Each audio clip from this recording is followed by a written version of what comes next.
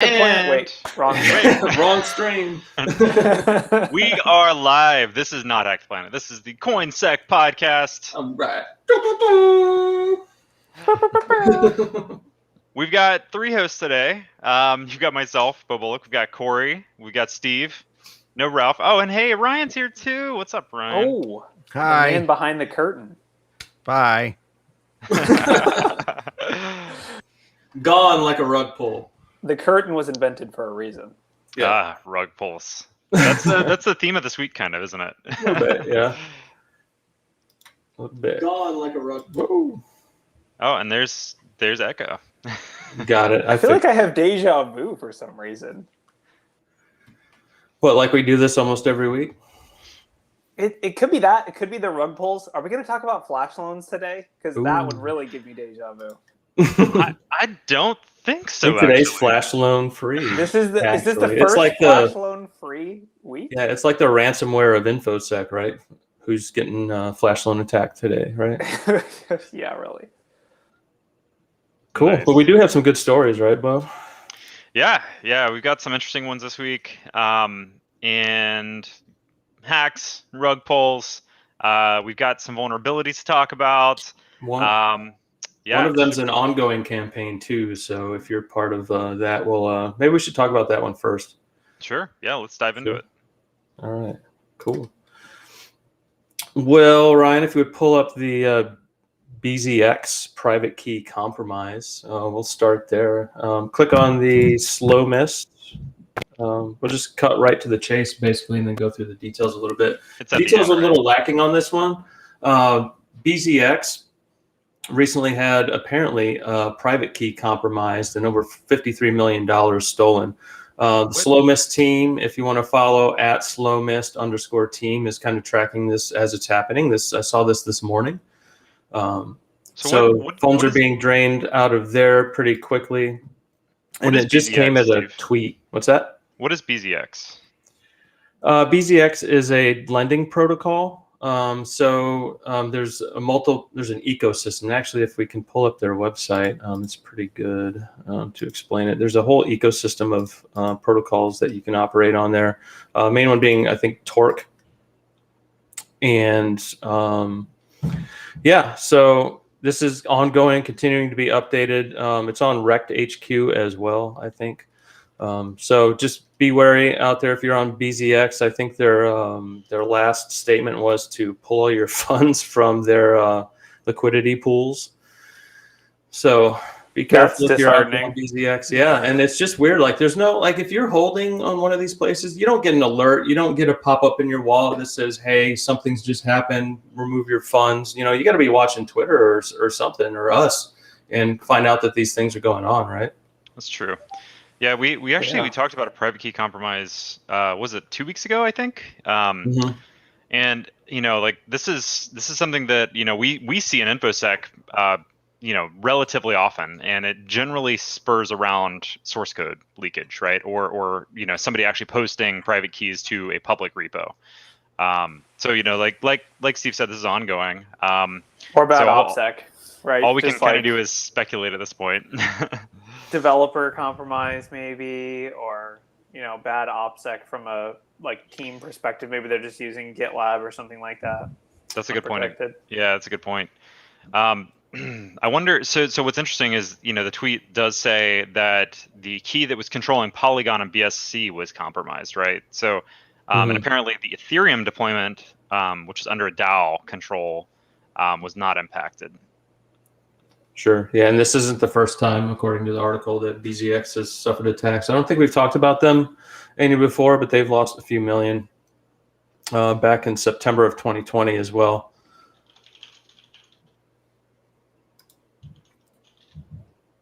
How could this be? They have a header on their website that says security, and there's a picture of a lock and a key next to it. It says security is their priority. Well, security should be everyone's priority. Unfortunately, it's not. And we see a lot of times, security is, only as good as the human that's operating it, right? So private key leakage, who knows, could have been a GitHub leak, could have been somebody screen sharing, somebody copying it. We've seen that kind of attack happen before. phishing attacks that scrape your your PC for your private keys and wallets. I haven't seen anything specifically on how exactly this was compromised yet, so we just have to see. You know what else is? Oh, go ahead, Corey.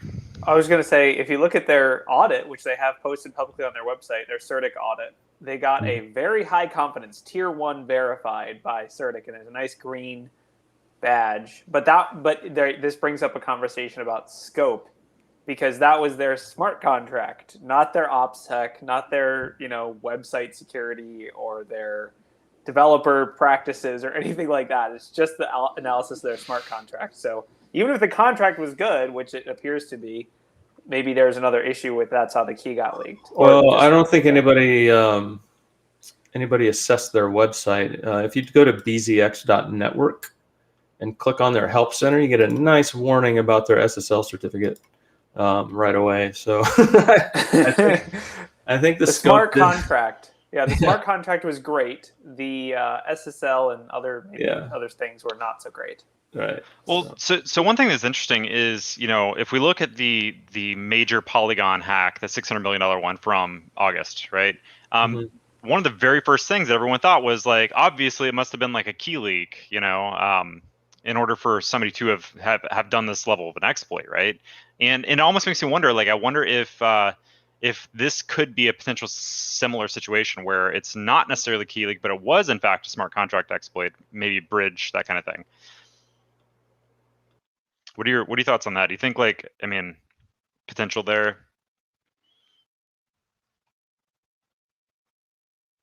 It's fun to speculate. It's definitely always possible with these liquidity pools. As we know, there's lots of attacks against these kinds of pooling protocols. You're talking cross-chain, all that stuff where there's unintended functions doing things, copied code, all that kind of stuff. But who knows? A key leak seems most likely just due to the speed, right? Watching it just drain so fast. But I guess that's kind of how Poly went down too. So impossible to speculate, but it's still fun.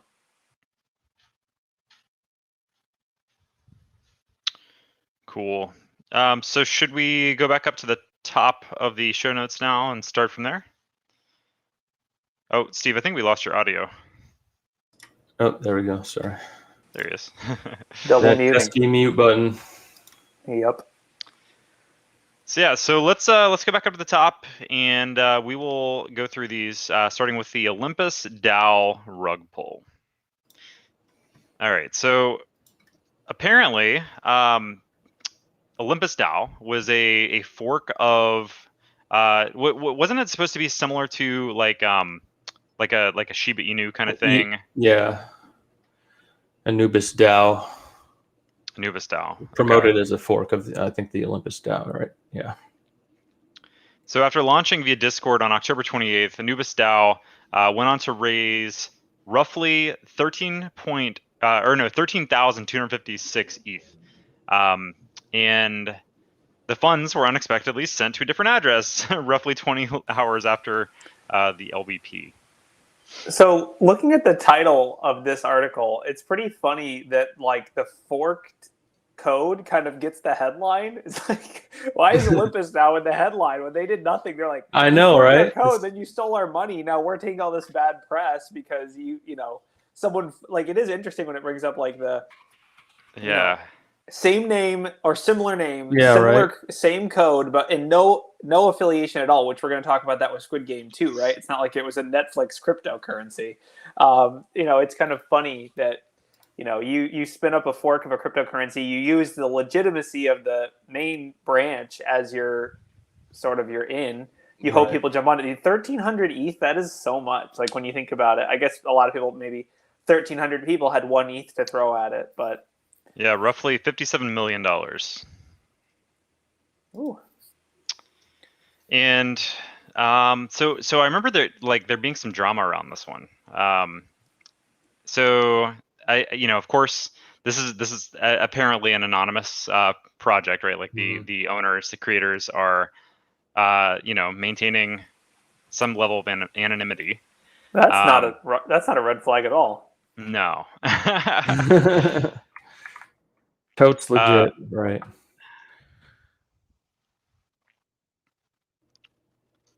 So Sorry, I just Yeah, really. through. It's been reported to the police. Man, is that even illegal? Is it illegal to just walk up to someone and say, "Give me an ETH," and they do it, and then you take them? Like, is this cyber panhandling?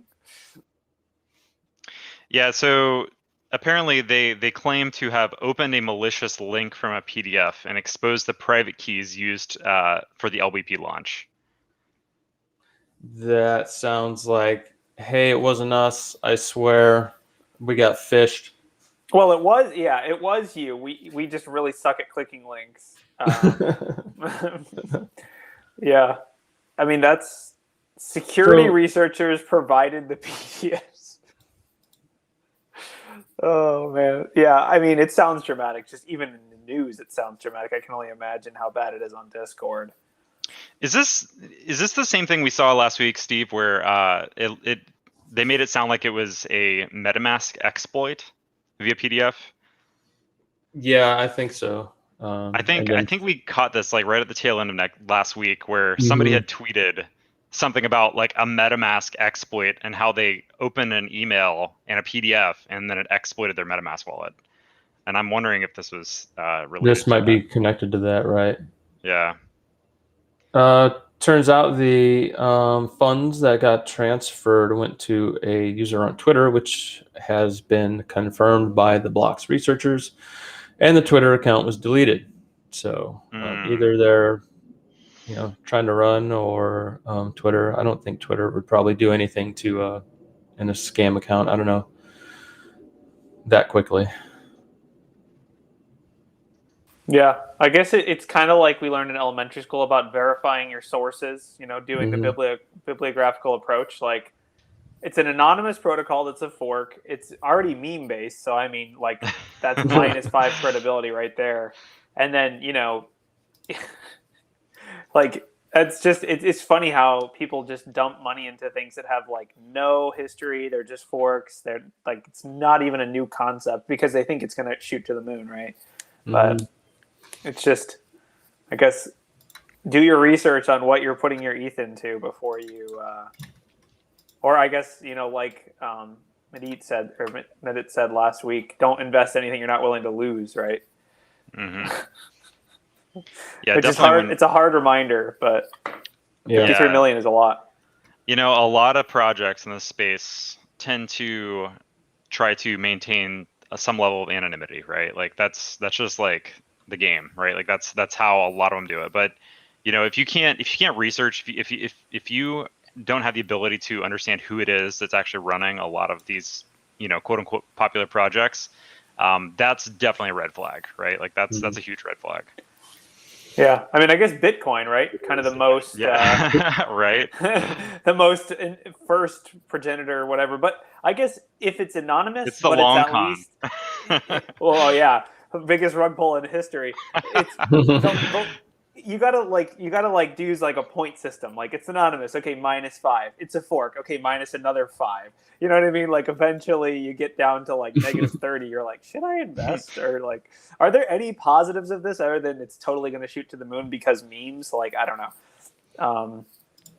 It's just crazy that I think the craziest thing is that you can make $53 million by taking a fork of some public code, making a website and some memes, and then promoting it. It's crazy.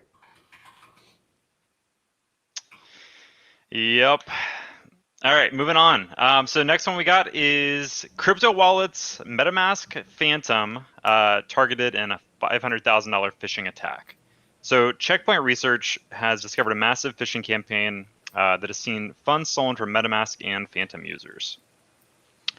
So I believe this one is a like a fake wallet install kind of phishing campaign. Right, and they're not actually sending emails from what I've seen. They're not sending any links into email or with emails at all. This is like an ad campaign to where they're promoting their fake landing pages, right? to get higher on search engine lists. So they're doing SEO. Yeah, search engine phishing. It's like it's almost like a watering hole kind of thing. It is, yeah. So they literally like clone PancakeSwap or something like that, and load in their dropper, which is a fake wallet or something like that. And then when they browse the site, you get the file, you run it, and then they scrape and drain your funds. Yeah. Wow. Ad campaigns is how they promoted it. Yeah. Mm-hmm. I had a friend that did some research into ad campaign phishing a while ago, and it can be really lucrative for attackers to utilize ad campaigns to direct people to their websites, right? Especially on a global scale. All you need is a few to go to it, right? Yeah. Wow. Yeah. It's like an investment. Such a crazy angle too, because it's us and InfoSec, like we don't really have like a need for anything like that, right? Because typically we're targeting specific organizations. So from a tactic perspective, like we're not going to go like take out ads, right? To try to target just anybody, but to attackers, real malicious people, like like you said, like literally anybody that wants to download their malware, that like they want them to do it, right? And so that brings up a really good point. So if you're ever installing like MetaMask or the Phantom wallet, make sure that you're double checking where you're getting that from. And honestly, it can be a little hard to truly recognize like that you're installing the right one, because even like the legit MetaMask like wallet extension page, it's it's written by some people, right? Like it's not like by like the MetaMask Foundation necessarily, right? So yeah. Sure, yeah, and this is going to be an ongoing one, especially since like Web3 incorporates the browser and everything and JavaScript, and you can clone these sites and kind of make them look similar. You can even interact via RPC with the MetaMask wallet and have it do things to sign transactions and send them out on your behalf, as long as the user clicks sign and approve, right? Yeah, so, comes down to that trust, right? What guide were you reading? Yeah. What link? Where did you find the link? Well, and you go to Google or DuckDuckGo or something, and you do your search. The results come to the top of the list, and you trust, right? You have some implicit trust there that what you're searching for is going to come up there on top. But in reality, those are paid for ads on most sites, right? Mm-hmm. So you have to be careful and scroll down a couple and look to where there's not that ad tag to the link. Yeah, I mean, it's definitely also, it brings sort of Google into the mix. Should they be looking for these kinds of watering hole style attacks? I'm assuming if I spin up something that says gnail.com, they're going to be like, no, we're not letting you purchase an ad for gmail.com. That's an email, like, copy the Gmail page and use it as like an Nginx or EvilGenX phishing site. Like they're gonna flag that and take it down immediately. But for the crypto stuff, it's probably so hard for them to verify. Like, is this just a MetaMask fork? Is it real? Is this like like, you know what I mean? It's like so hard to meat mask. Meat mask. They're rebranding. The ideas that come out of this show, right? I know. We're gonna make these are all free, by the way. Yep. They're all free. We take no responsibility. This is not financial advice or any advice podcast. We should make a meat mask wallet and then just make NFTs that are just like bacon and steak and you can only hold it in the meat mask wallet. Oh man, I got the Wagyu steak. All right. Yeah, for sure. That's going to be an expensive one. I'm for this idea. I think we should make it happen. Yes. All right, moving on. So the next one is another rug pull. So Squid Game token. I think Ryan, you might have a clip to play to lead us into this section. Let's see how this goes. So this was a live video while this was happening. Maybe we can get it to play. Maybe not. I think Ryan's computer is currently crying. Oh, I think it just needs to be unmuted. There we go. Dollar. So the market cap is $2.168 trillion. And now the mark. Oh! Oh! It went to 0. Yeah! So the market cap is. Oh my god! I died when I saw this video. It's like the best reaction ever to just like this crazy rug pull happening live. Not to go. There was a meme the other day that was like, if this guy ever goes to jail, I hope there's a mirror so he has something to read. Oh yeah, that was amazing. Unfortunately for a lot of people, they lost money, but I guess that's the nature of the Squid Game, right? Either you make it or you don't.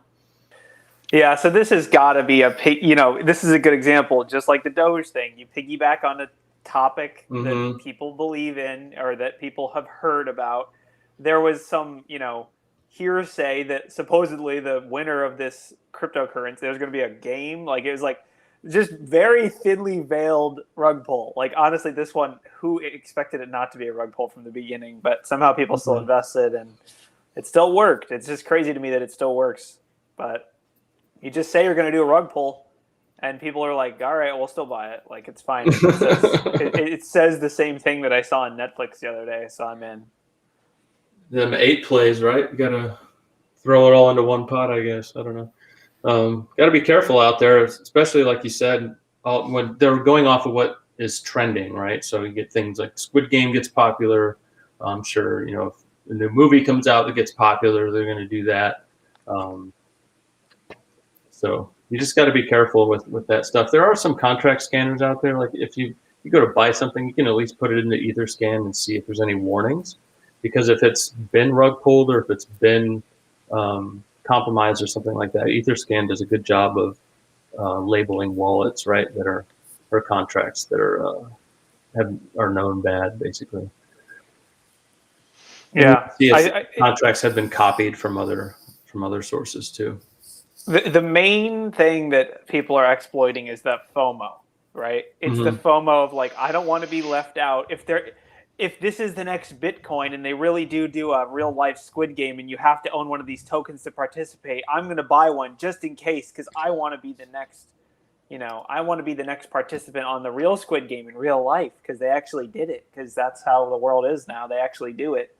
But turns out they don't do it. They just rug pull it. Also, can we talk about how it's gaining again? Like, yeah, what is up with that? It's up 57% today. How is it up? I thought they. Who is like? Is it like at this point? It's like I was here. I have a Squid token, which.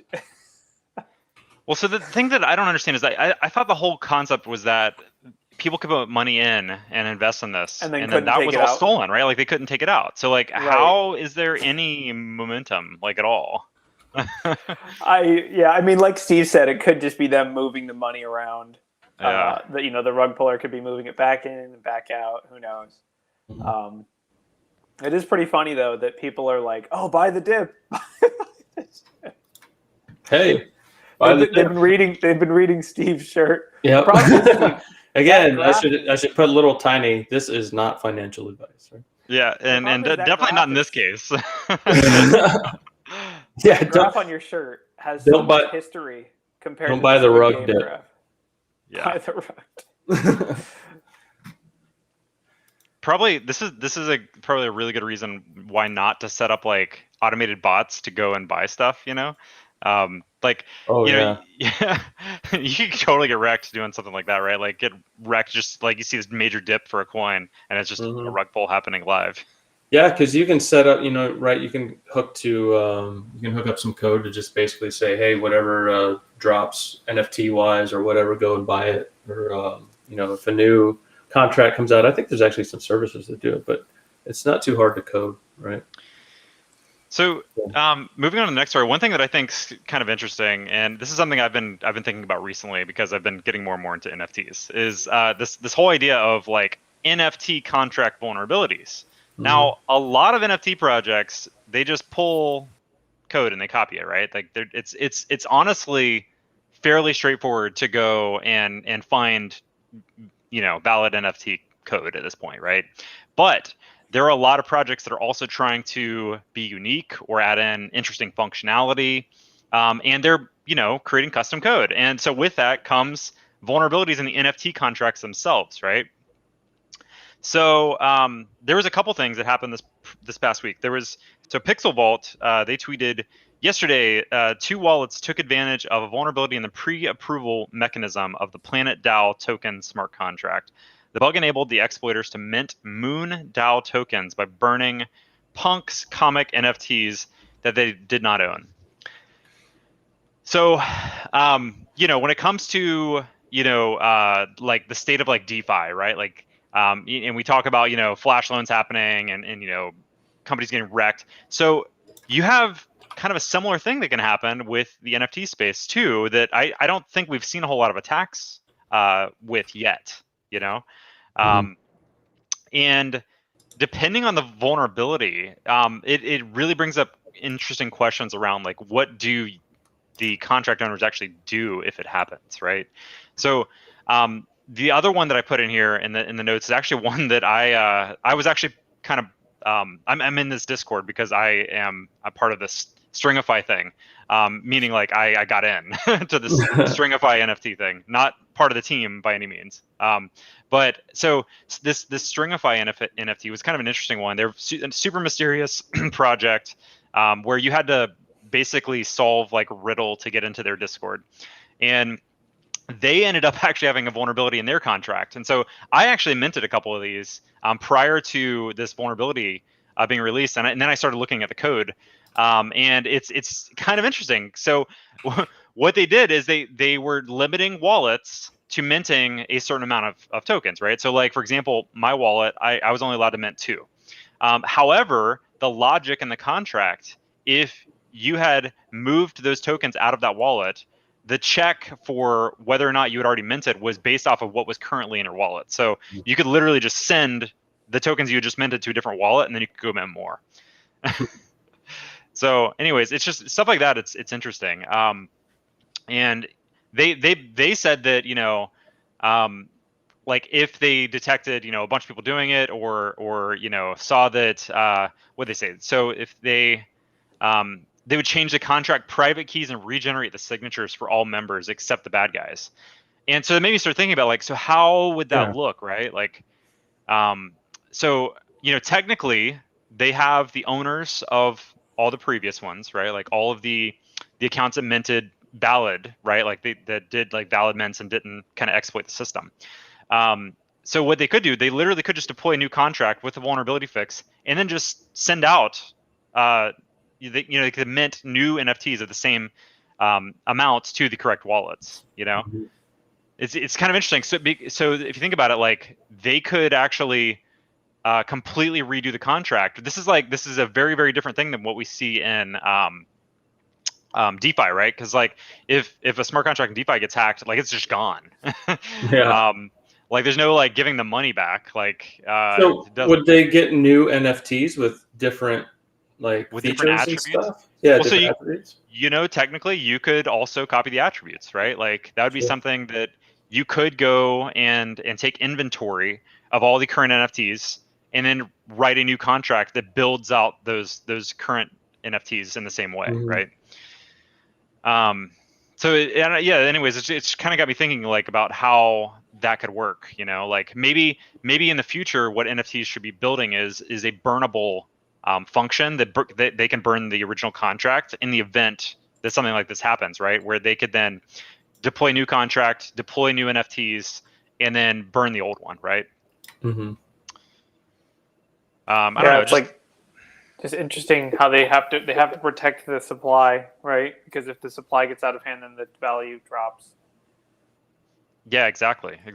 Yeah, I mean, so like in this case, right? Like like one person could have gone and minted like as many as they wanted. I will say I get why they didn't do anything because the maximum number was 12. I guess that's like a lot. Don't get me wrong. Compared to 2, that's 6 times more. But like. That's not. And they're getting paid, right? So they're still getting paid. Right. It wasn't a vulnerability where they were like free mints, So like in order to do it, like the attackers would have had to actually pay while they mint. Sure. So, yeah, it was more a denial hey, of service, actually. yeah, exactly, Yeah. right. So did they patch the smart contract, or can they not patch it because there's no burn function? So they didn't do anything about this. They left it as it is, and it's currently in the same state. Yeah. So it's basically like, hey, we know about this. So don't at any touch given it. moment, your NFT could just disappear. Well, so not necessarily disappear, but other people could have minted more, right? At any moment, there could be way more US dollars in circulation. It's all. That's relative, yeah. Exactly. All right. So next story, we've got Steve, Rari Capital. What's going on with them? Yeah, so a few days ago, they reported that there was an isolated incident of Oracle manipulation on Fuse Pool number 23. So we've seen some of these Oracle price manipulation attacks before. So basically, you get one pool, you manipulate the price in one pool to affect, a certain token's cost, and then you profit off of that. So the attacker manipulated the price of VUSD, which is an asset on Uniswap version 3, and then adjusted the price of VUSD, and the pool was drained at that time. So I don't know if this has to be like a quick, you adjust the price, you drain the pool, and then you have to swap real quick, or because would the value drop then right after that? Yeah, I mean, what I want to know is, how did they drain the pool, or did it just drain naturally because it hit a certain price target? Like, what caused the pool to drain? In this case, not 100% sure. I haven't seen any real breakdowns on that yet. So not sure how it was drained or how they manipulated the Oracle in the first place. So that the vulnerability has to lie, or should lie, in the Oracle contract, right? I would think. See, I thought price manipulation was just a fun part of crypto, right? Because as far as I know, it's all decentralized, deregulated, and pump and dump is just completely allowed, right? So that's the built-in functionality, yeah. It's a feature. It's totally a feature, right? Yeah. You try to pump and dump on the stock market, and the SEC will be on your ass, but that doesn't work on crypto. So,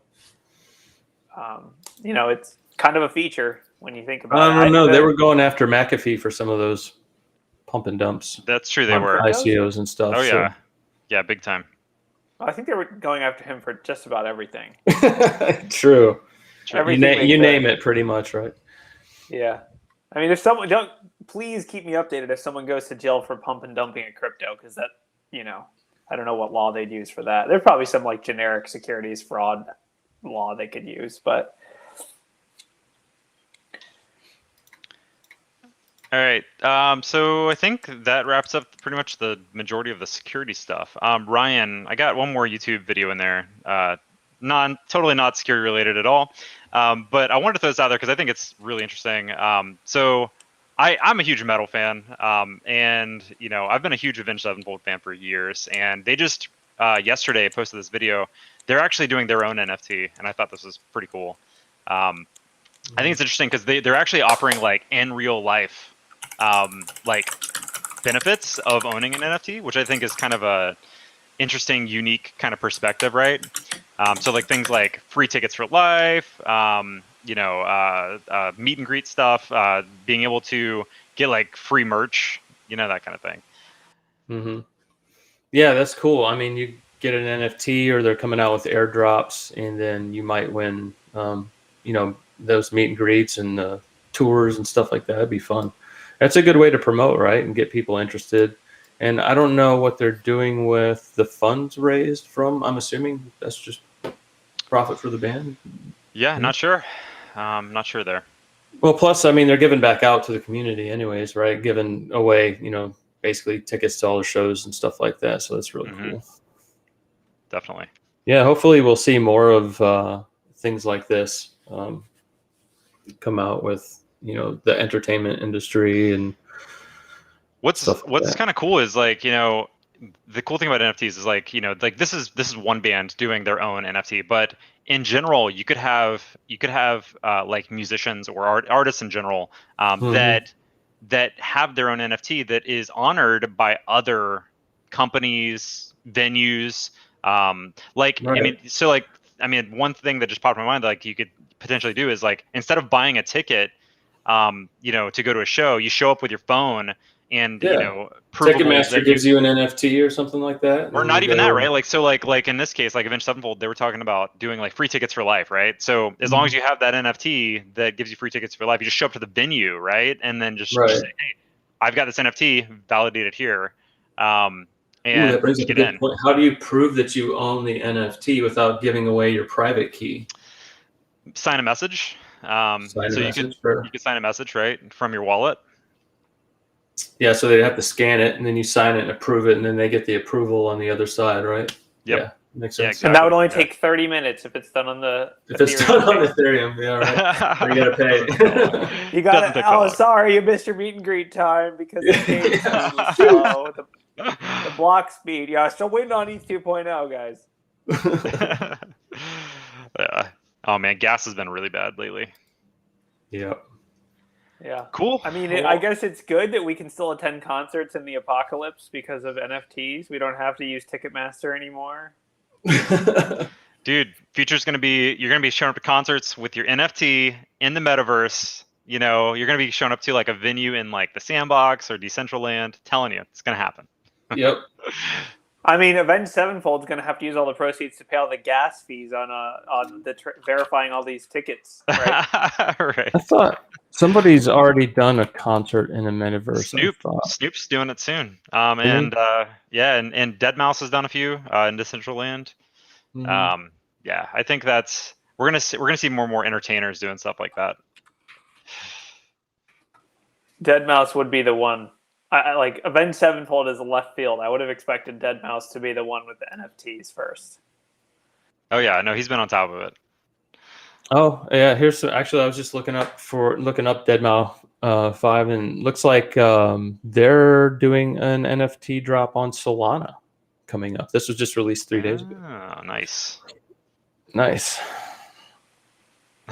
so coming to a concert near you, right? Cool. Definitely. All right. Well, I think that wraps it up for the show. We'll cut it a little early today. And slow news week. News week in the world of crypto. All right, I'll get to hacking. All right. Steve, go tweet like, all my money's gone, and see. Isn't it interesting that this week Ralph was out because he was busy this whole week, and there's no news. And he printed that Squid Game mask. Oh yeah, he was talking about Squid Game. He printed the Squid Game mask. He's the one that sent us the article. Huh. All right, so we got to keep track of Ralph and make sure he doesn't make any new big purchases. Yep. If he ends up with if he ends up with a Lambo in the next 2 weeks, we'll know why. Yep. Awesome. All right. Well, thanks everybody for watching. We will see you all next week. Follow us on Twitter. Subscribe on YouTube. All right. Peace. Stay safe.